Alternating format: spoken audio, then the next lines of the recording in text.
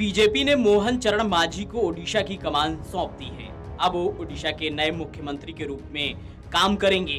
लेकिन ओडिशा के नए सीएम मोहन चरण मांझी पर एक ऐसा आरोप है जिसे सुनकर हर कोई हैरान रह जाता है। जी हाँ, विधानसभा के भीतर स्पीकर के पोडियम पर दाल फेंकने का उन पर एक ऐसा आरोप लगा है जो बार बार मुद्दा बन जाता है। ओडिशा विधानसभा में बीजेपी के विधायक हंगामा कर रहे थे। यह हंगामा बीजेडी विधायक अरुण कुमार साहू के एक बयान पर हुआ था। उन्होंने कह दिया था कि विपक्ष के विधायकों का मानसिक स्वास्थ्य ठीक कर सदन में आना चाहिए। इसी बयान पर बीजेपी विधायक विरोध कर रहे थे। विरोध करते करते दो विधायकों ने तत्कालीन विधानसभा अध्यक्ष प्रमिला मलिक के पोडियम की तरफ दाल फेंक दी थी। इसके बाद दोनों को पूरे सत्र के लिए विधानसभा से निलंबित कर दिया गया था।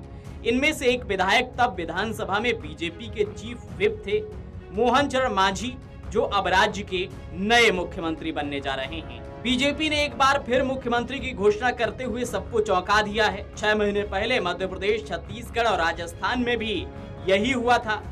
जब पत्रकारों से लेकर राजनेता तक सीएम पद के दावेदारों की चर्चा कर रहे थे, तब अचानक से बीजेपी की पर्ची से नए नाम खुलते थे।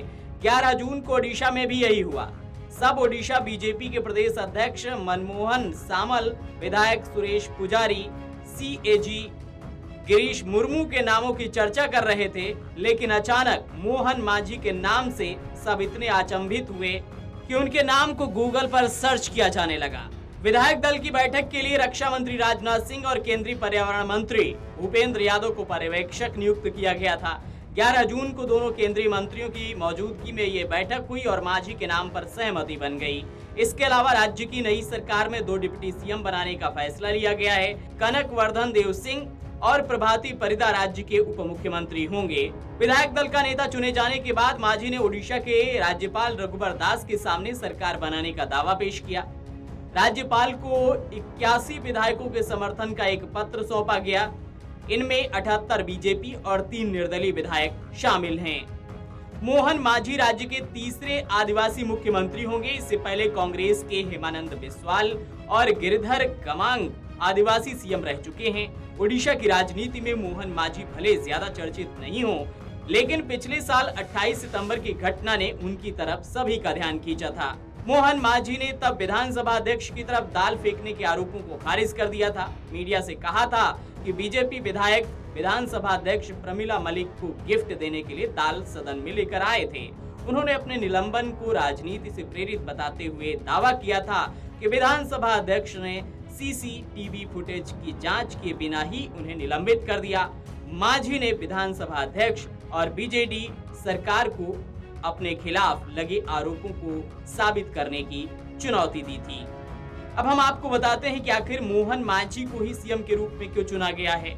ओडिशा विधानसभा चुनाव में बहुमत हासिल करने के बाद बीजेपी पहली बार राज्य में सरकार बनाने जा रही है। 2009 तक बीजू जनता दल के साथ संगठन में सरकार का हिस्सा रही, लेकिन अब अपने दम पर सरकार में आ रही है। मोहन मांझी के रूप में पार्टी ने आदिवासी चेहरे को मुख्यमंत्री बनाया है। वे संथाल समुदाय से आते हैं। संथाल भारत के सबसे पुराने और सबसे बड़े आदिवासी समुदायों में से एक है।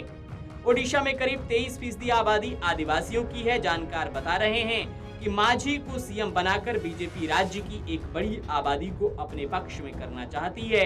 इसके अलावा इस साल झारखंड में होने वाले विधानसभा चुनाव में पार्टी को इसका फायदा मिल सकता है। Bureau report, video desk, amarujala.com।